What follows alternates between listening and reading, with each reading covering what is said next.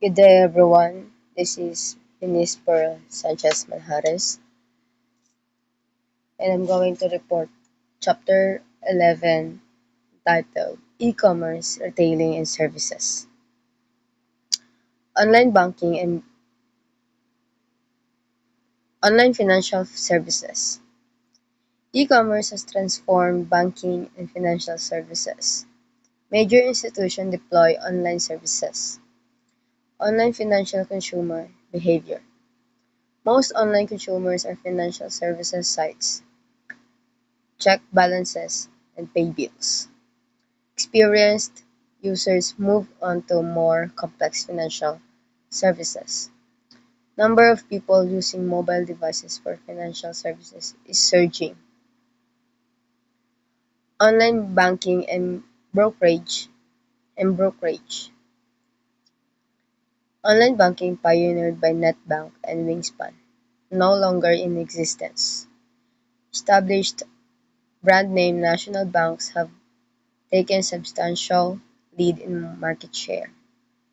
Over half of US adults are using online banking. Early innovators in online brokerage, E-Trade, have been displaced by established brokerages, Fidelity and Schwab. Multi-channel versus pure online financial service firms. Online consumers prefer multi-channel firms with physical presence. Multi-channel firms, growing faster than pure online firms, lower online customers acquisition costs. Pure online firms cannot provide all services that require face-to-face interaction. Financial portals and account aggregators. Financial portals, comparison shopping services, independent financial advice, and financial planning. Revenues from advertising, referrals, and subscriptions. Example: Yahoo Finance, Yahoo Finance, and Quicken.com and MSN Money. Account aggregation pulls together all of a customer's financial data at a personal website. Privacy concerns, control of personal data, security, and so on. Examples: Yodlee. Online mortgage and lending services. Early entrants hoped to simplify and speed up mortgage value chain. Three kinds of online mortgage vendor today: established online banks, brokerages, and lending organizations. Traditional mortgage vendors, pure online mortgage firms. Online mortgage industry has not transformed process of obtaining mortgage. Online insurance services. Online term life insurance. One of few online insurance with lowered search costs, increased price comparison, lower prices community. Most insurance are not purchased online. Online industry geared more toward product information and search, price discovery, online quotes, and influencing the offline purchasing decision. Online real estate services. Early vision, disintermediation of a complex industry. However, major major impact is influence of purchases offline. Impossible to complete property transaction online.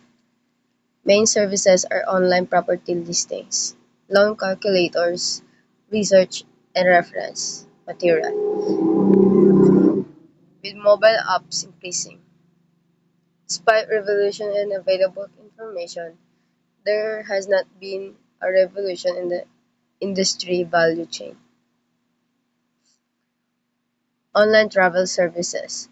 One of the most successful B2C or business to customer e-commerce segments. More travel is booked online than offline. Online travel services revenues in 2014 over $145 billion. For consumers, more convenient than traditional travel agents.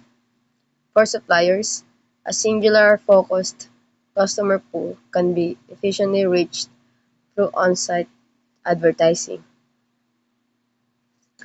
Travel Online travel services. Travel an ideal service product for internet. Information intensive product. Electronic product. Travel arrangements can be accomplished for the most part online.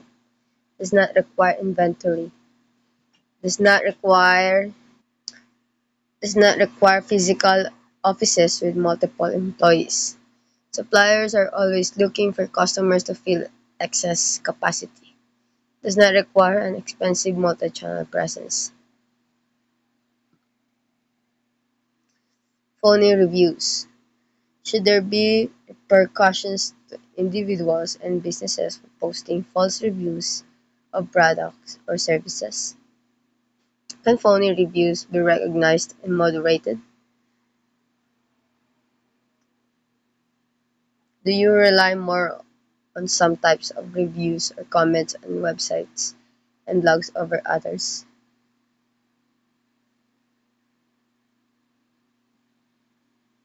This is the online travel services revenues in the year 2012 to 2018. That's all. Thank you.